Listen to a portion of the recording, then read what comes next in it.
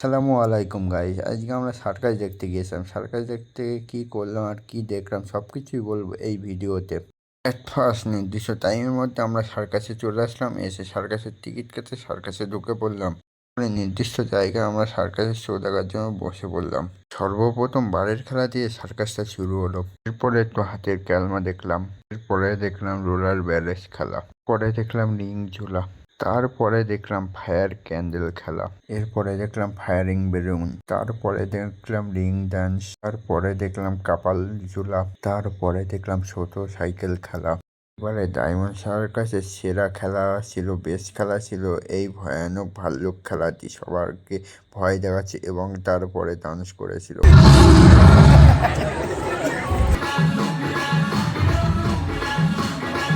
কার কার এই খেলাটি ভালো লেগেছে সবাই একটু কমেন্ট করে জানাবেন।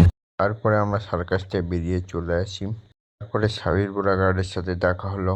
তারপরে ওখান থেকে আমরা চলে এসে আমি আর ভাইয়া নাগরদোলা চাপলাম। আমরা নাগরদোলা চাপি, তোমরা আরো মিনি ব্লগ দেখার জন্য সাবস্ক্রাইব করো এবং ফলো করো। টাটা, বাই বাই, আল্লাহ হাফেজ।